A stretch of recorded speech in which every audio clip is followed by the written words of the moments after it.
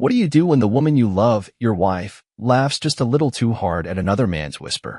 What if the crowd around you joins in, but you're the only one who hears the punchline for what it really is? I watched my glass drain itself that night. I don't remember deciding to drink it all, but by the time Jessica raised her flute and said, "To real men," I was already swallowing back more than champagne. The rooftop buzzed with soft music and expensive cologne, fairy lights strung like constellations above us. It was supposed to be a celebration, my 38th birthday, but if I'm being honest, I'd already started feeling like a ghost in my own life long before that night. Let me back up. I'm Michael. I run a fitness studio in downtown Denver. Weights, calisthenics, mental grit. We train corporate guys who want to sweat like athletes and housewives tougher than they look. It's good work. Fulfilling. Built it from scratch after 2 tours overseas and a few years of floating through jobs that never stuck. Jessica? She was my anchor at first. Sharp-witted. Gorgeous in that way that made other women quiet when she walked in. She worked in marketing, ran circles around half the execs at her firm. We were solid. Or I thought we were. Now, back to that rooftop. It was her idea to throw the party. Said I deserved to be celebrated. Said we'd keep it intimate, 35 people, live jazz, and a ridiculous cake shaped like a barbell. I didn't want it, but I nodded. Lately, nodding was easier than negotiating. Things felt off from the moment we arrived. She was electric, more than usual, laughing louder, drinking faster, and she kept brushing past me like I was a coat rack, not a husband. I tried to chalk it up to nerves or the pressure of hosting, but every time I turned around, she was farther away. And then I saw it. She was at the balcony's edge, holding a glass of rose, head tilted towards some guy I'd never seen before. Mid-30s, scruffy beard, blazer with the sleeves pushed up like he'd just walked off a fashion blog. He leaned in, whispered something in her ear. Jessica's head fell back with laughter. Big, full, open-mouth laughter. The kind I hadn't seen from her in months. Not with me. That alone was enough to punch a hole in my chest. But then she raised her glass, hers and his clinking together, and said it. To real men. The words rang out like a slap. Laughter followed. Someone even whistled. I didn't make a scene. I didn't storm over.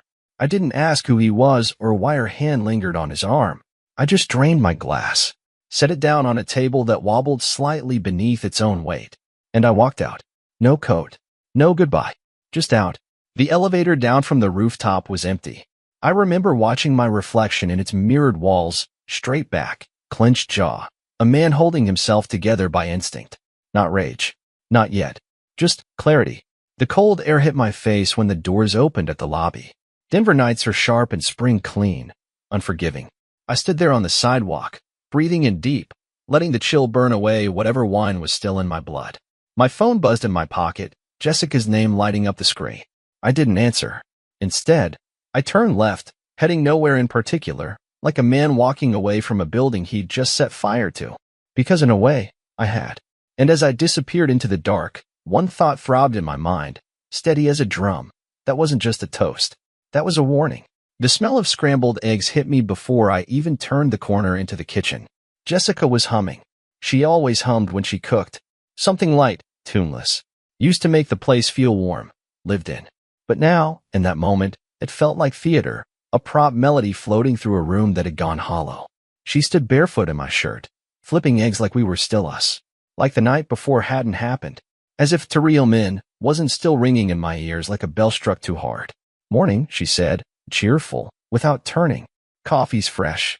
I sat down at the edge of the counter, saying nothing for a second. My mind scanned the kitchen like it was a set. The bright window, the French press, that ridiculous mug she loved that said Marketing Queen. None of it had changed. But I had. I'll be late tonight, I said, keeping my voice even. Jim. Then catching up with some old friends. She paused only a moment before sliding eggs onto a plate. That's nice. Who are you seeing? I looked at her then. Really looked. The soft curls that had slipped loose from her bun. The bare shoulders. She wasn't acting guilty, just polished. Like someone who'd already rewritten the script. Old army buddy. Haven't seen him in years.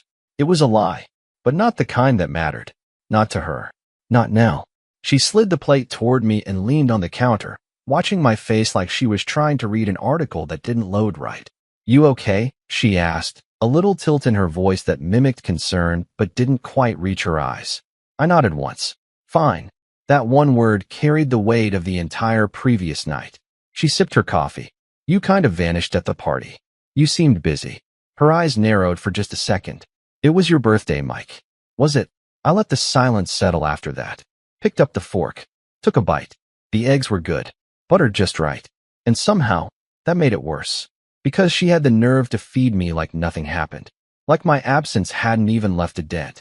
So, she chirped again after a beat. Should I wait up tonight? I looked at her slowly, letting the pause stretch just enough to make her squirm. No need. And with that, I pushed back from the counter, rinsed the plate, and grabbed my keys. The front door clicked shut behind me with surgical precision. No slam. No drama. Just the sound of a man walking out of a house that no longer felt like his. And the whole way down the street, I could feel it, her gaze still behind me. But not with love, with calculation. She thought she'd won something last night. She hadn't even seen the opening move. The coffee shop smelled like cinnamon and wet concrete. One of those early spring mornings where Denver still can't decide if it's done snowing. I chose a seat by the window, habit more than preference, and stirred a cup I didn't plan to drink. Across from me sat a man named Alan Burke. He looked exactly like the kind of guy you'd never notice in a crowd. Thin-framed glasses, short sleeves despite the chill, a faded Denver Broncos tattoo on his forearm that spoke more about loyalty than sense. He was ex-cop turned private investigator. The kind of guy who saw everything and said nothing unless you paid him to. I don't usually take domestic cases, Alan said, flipping open a leather notebook. But your message was specific. I nodded, watching a woman walk her dog outside. You're not here for drama, Alan. I just need to know who she's around when she's not around me. He gave a dry chuckle. You said your wife's name was Jessica. You mind me asking what tipped you off? I didn't answer right away. My eyes landed on a smudge on the window. A fingerprint maybe. Smudged and gone, but proof someone had been there. She toasted another man at my birthday party, I said finally. Laughed like I wasn't standing 5 feet away. Alan didn't blink, just scribbled something in his notebook. Name of the guy? I shook my head. Didn't catch it. He had a beard. Looked like he sells overpriced whiskey to board execs. That type. Alan smirked. Got it. Hipster alpha. I slid a photo of Jessica across the table. A cropped picture from a trip last year to Breckenridge. Her leaning against the lodge rail. Wind catching her hair just right. I barely recognized the woman in it anymore. You want phone records? He asked, slipping the photo into his file. No, I said. Not yet. Start with her office. Lunch breaks. Who she leaves work with. See if the guy from the party turns up. He gave a tight nod and stood. 2 weeks. Sooner if something pops. I watched him disappear into the late morning crowd, swallowed by briefcases and bus fumes. The kind of man who moves through the city like smoke, unnoticed until the damage is done. I stepped outside and lit a cigarette I'd quit 6 years ago. The first drag hit like a confession. The second, like control. I wasn't a man chasing answers. I was a man preparing for them.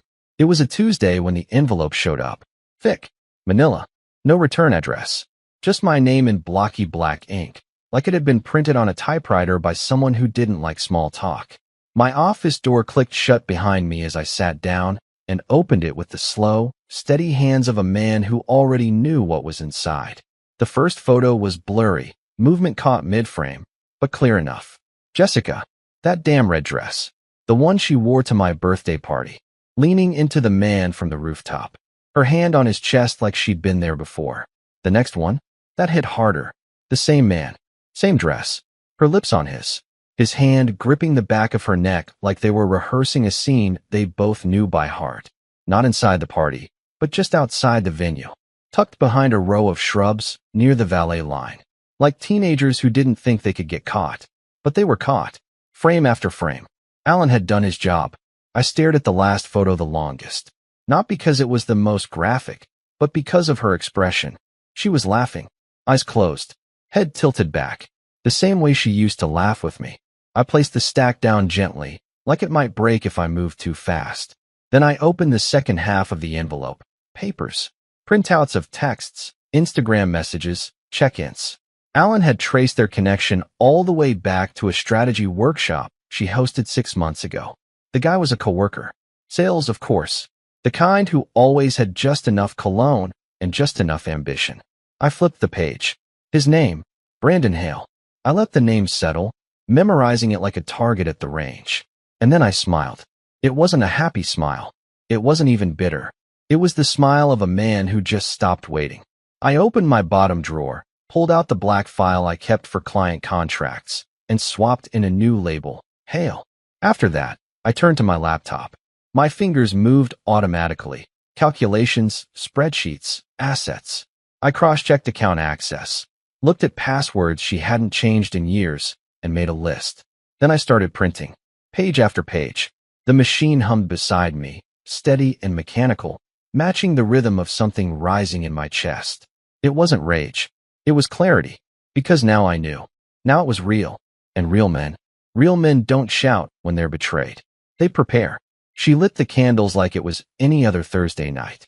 3 of them. Fat white ones that smelled faintly like vanilla and ambition. Jessica always liked atmosphere.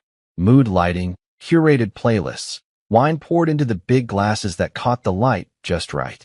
Tonight's track list was jazz. Something soft, clever, non-committal. Dinner was salmon, citrus glaze, arugula salad, toasted pine nuts. She was smiling. I watched her across the table, noting how she draped one arm over the back of her chair, her wine glass dancing between fingers like she hadn't kissed another man behind a row of shrubs 6 nights ago. "Remember when we used to cook together?" she asked, voice warm, nostalgic. "Feels like forever." I offered a nod. Nothing more. She picked up on the quiet, but didn't press. That was her move lately.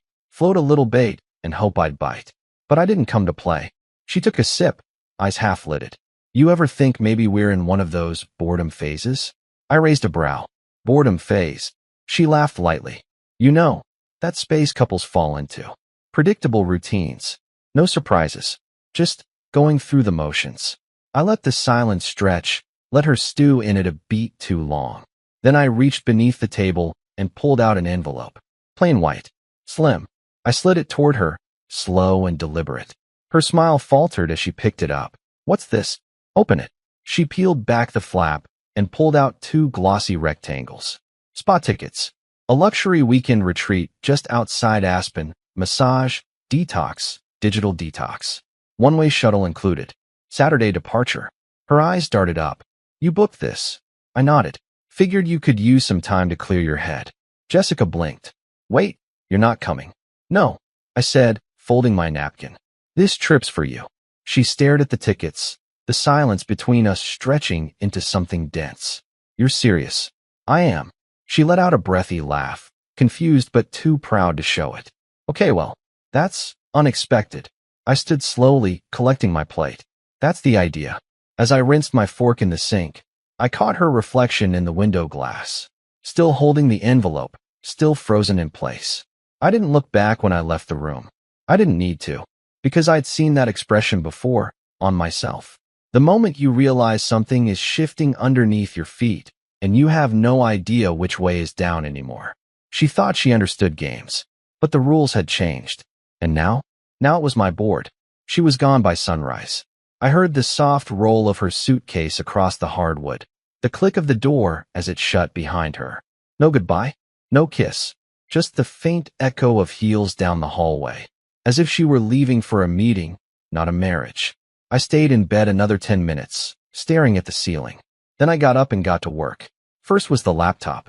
I sat down at the kitchen island, pulled up the shared email account, and started resetting passwords, bank logins, streaming services, cloud storage, even that dumb shared Spotify playlist she insisted we curate together. Gone. Locked. Reclaimed. Next came the accounts. Joint savings? Transferred. Shared checking? Emptied. Utilities? I scheduled disconnects for Sunday night. Just enough time for her to enjoy the spa before the lights went dark. Every click felt cleaner than the last. There was no anger anymore, just motion. Cold, necessary motion.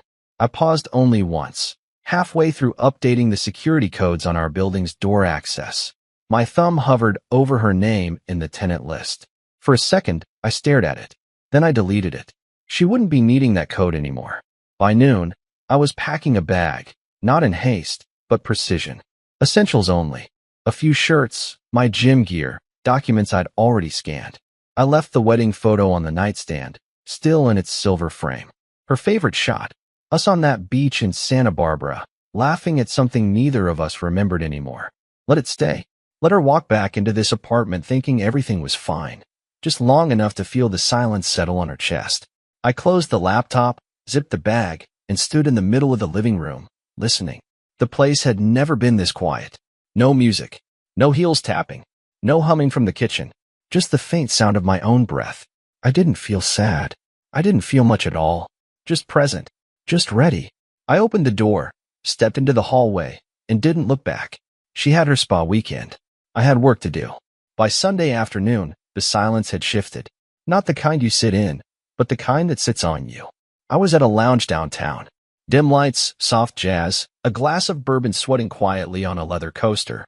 Across from me, my lawyer, Dev Patel, flipped through a slim folder with the calm efficiency of a man who's dismantled dozens of marriages before lunch. She's got no separate assets, Dev said, not looking up. Everything's been under your name since you incorporated the studio. I nodded slowly.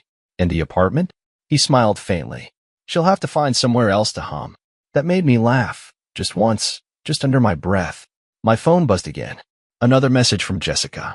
The fifth one that hour. I didn't open it. I didn't need to. They all read the same between the lines. Michael, the utilities aren't working. Did you forget to pay the bill? My card was declined. Is the bank having issues?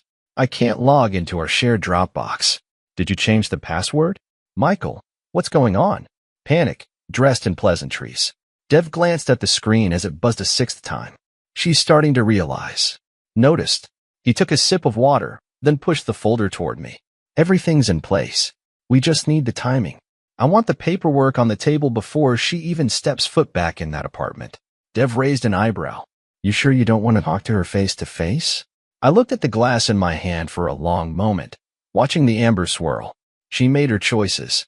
He nodded once. Then I'll deliver it tomorrow. Outside, the clouds were gathering.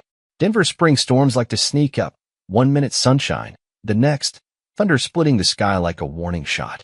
Inside, it was calm. Me, the lawyer, the quiet drink. Her messages kept coming. I let them pile up like junk mail. Because she wasn't asking for me. She was asking for control. And control was no longer on the menu. The door was cracked when she came home. Not wide open. Just enough to let in a sliver of the hallway light. Just enough to say, he's not here. Just enough to make her hesitate. Jessica stepped inside like the place might bite. She rolled her suitcase over the threshold, expecting warmth, maybe even a fight. What she found was silence. Thick. Still. Cold in a way she couldn't blame on the thermostat.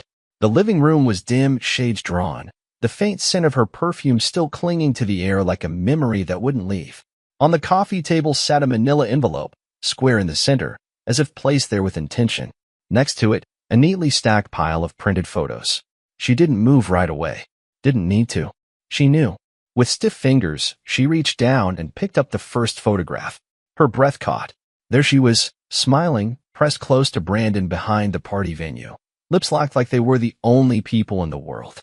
The angle was cruel. Clear. Lit just enough to show the intent. And there were more.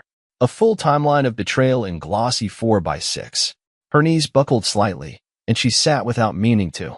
The envelope was heavier than she expected. Inside, divorce papers. Filed. Signed. The reality of it didn't hit her in waves.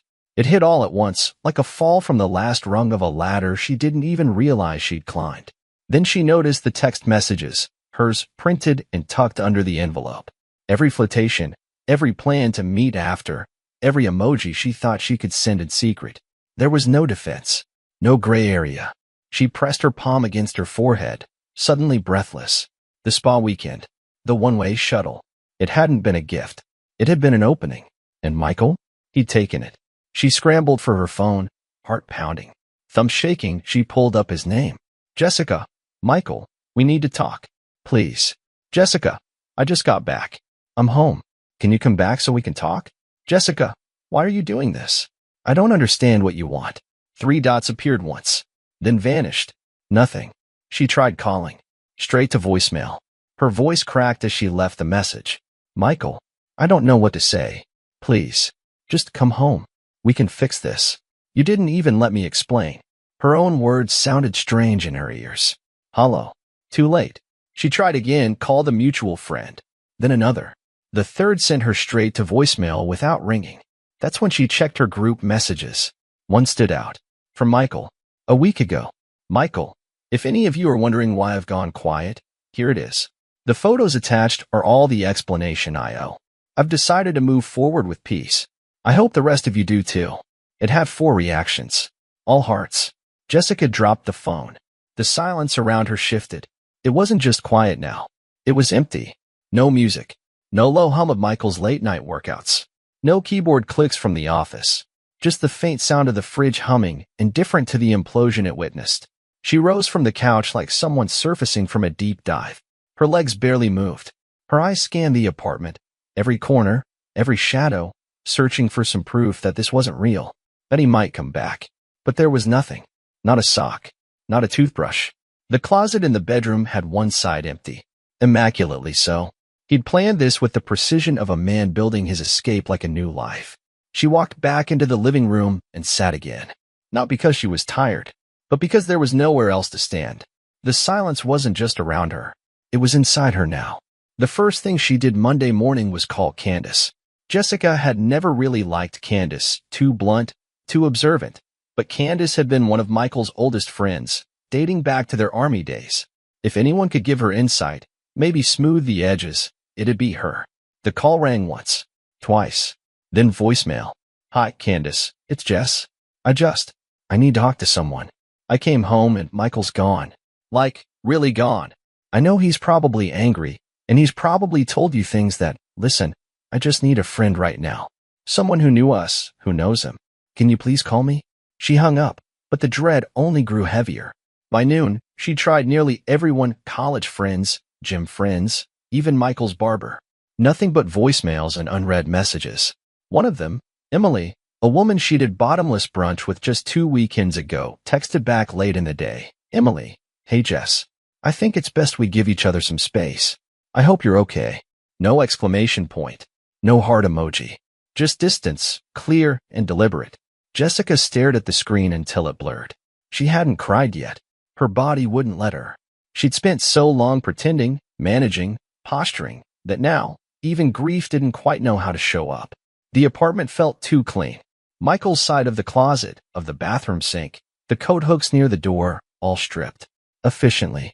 Without cruelty, but with finality. That's what made it worse. If he'd shouted, thrown something, slammed doors, begged for answers, maybe there would have been something to grab onto. A thread she could tug. But he'd left behind only one thing. His calm. And that, more than anything, was unraveling her. She spent the day in old sweatpants and one of his t-shirts, curling into the couch like a question mark no one was answering. Her mind kept reaching for explanations, reasons, loopholes in the fallout.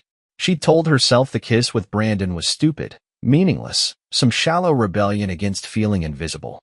She thought she could control the damage, shape the narrative, cry if she had to, apologize when the heat cooled, find their way back like always.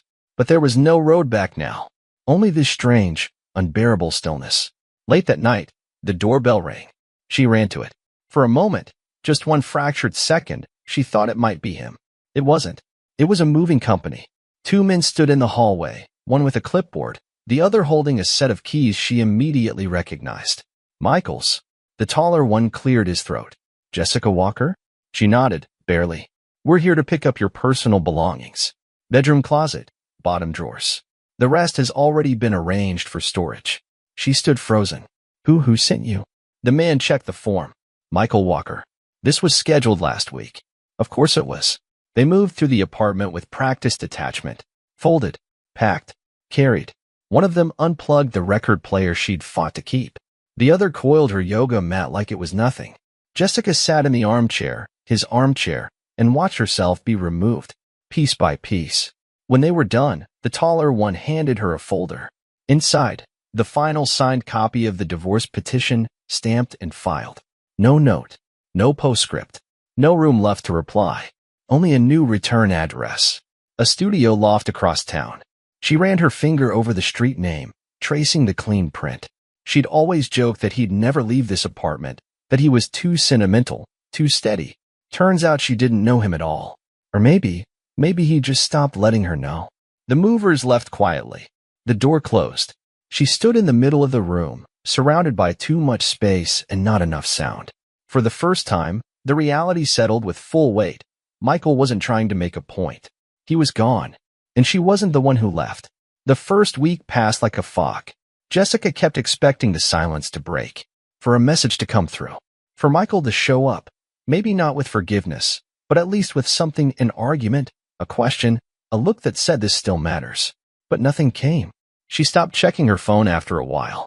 The same friends who once filled her inbox with plans and compliments had turned quiet. Some had unfollowed. Others, worse, hadn't said a word. The spa weekend had become a bitter joke.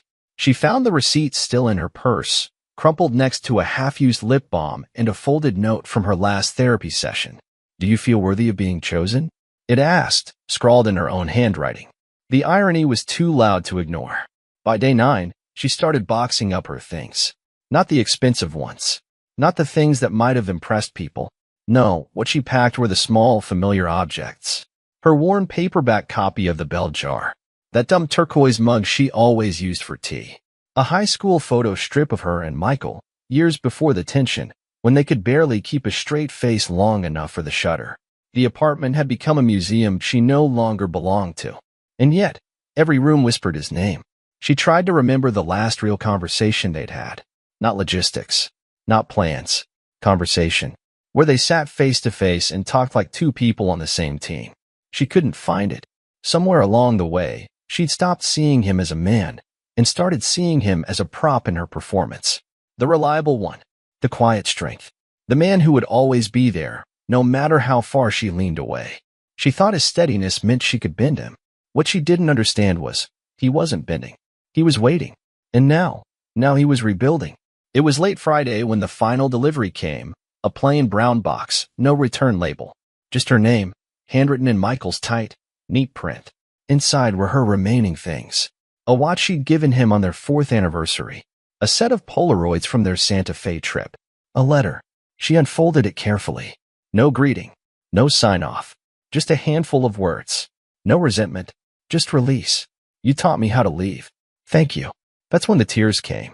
Not loud. Not theatrical. Just steady. A slow unraveling of everything she thought she could control. It was in that moment, surrounded by empty closets and echoing rooms, that she finally understood. He hadn't abandoned her. He had outgrown her. Michael wasn't punishing her. He was done waiting for her to see his worth. And he'd left without taking anything but his self-respect. She curled up on the floor beside the couch, too tired to move, too ashamed to sleep. The walls around her were the same. The view from the window unchanged. But the air? The air didn't carry him anymore. And in its place was a stillness she couldn't negotiate. Because the man who used to make her laugh was gone. And she hadn't even noticed when he stopped. It was a wedding of someone neither of us expected to last. An old college friend of mine, Jonah, the kind of guy who thought commitment was a suggestion, not a promise. And yet here he was, in a gray tux, misty-eyed, sliding a ring onto the trembling hand of a woman who looked like she still hadn't quite exhaled since walking down the aisle. I sat near the back, alone by choice. I wasn't here to socialize. Wasn't here to be seen. I was here for closure. 6 months had passed since I walked out of that apartment. Since I reset every password, changed the locks, and left my wedding ring in the drawer beside hers. 6 months since I chose myself. A jazz trio played something soft as guests clinked glasses and settled in for dinner. I'd been keeping a low profile, training harder, sleeping deeper, building out my second gym across town. My circle was tighter now. Fewer handshakes, more hand-picked allies. And her? Jessica was across the room. I saw her the moment she entered. That slow, careful walk. Hairpin just right. The kind of dress that used to command attention, now worn like armor. She laughed once too loudly, and then quickly quieted, scanning the room as if she already felt eyes on her. She didn't see me at first. I watched her float between tables like a woman trying to belong somewhere again. Like she hadn't figured out who she was without the man she used to measure herself against. When our eyes finally met, it was brief. Her steps slowed. The tension in her jaw gave her away. She hesitated just enough for me to see it, for everyone to see it. But then she crossed the room with a smile so rehearsed I could almost hear the cue card flipping in her head. Michael, she said, like a question. I nodded. Jessica. She looked me over, button-down shirt tucked, new watch, calm in my shoulders. But what held her gaze the longest was the woman beside me. A friend from the gym. Real smile. Easy laughter. Nothing forced. Jessica's eyes flicked toward her, then back to me. You look good, she said. I smiled politely. Thank you. Life's been kind lately. She opened her mouth, searching for something clever, something to bridge the silence. But what came out was softer. I didn't think you'd be here. Jonah asked me personally. We go back. She nodded, then looked down at her drink, fingers fidgeting with the rim. A pause. Then, I've been meaning to reach out. Say something. You just did. She blinked, taken off guard by the finality in my tone. I didn't let it linger. Instead, I leaned in slightly, voice low enough that only she could hear. You stopped laughing when I left, didn't you? She froze. Her hand tightened around the glass. And for a moment, I saw all of it on her face, the denial, the grief, the regret curling at the edges of her mascara. But I didn't wait for an answer. I stepped back, offered a nod, and returned to my table. Behind me, I heard nothing. No footsteps. No reply. Just the quiet crumble of a role she could no longer play. The band shifted into something upbeat. People clapped, rose to dance. The woman beside me leaned in. Old friend. Something like that, I said, smiling. As the music swelled and laughter filled the room, I sat back and let it all move around me. There was no rage left in me. No revenge. Just release. And the quiet satisfaction of a man who had rebuilt, not out of bitterness, but out of clarity. The chapter had closed, not with a scream, but with a whisper, and a clean, deliberate turn of the page. If this story hit home, share your thoughts below. Would you have walked away or made her stay? Let's talk in the comments.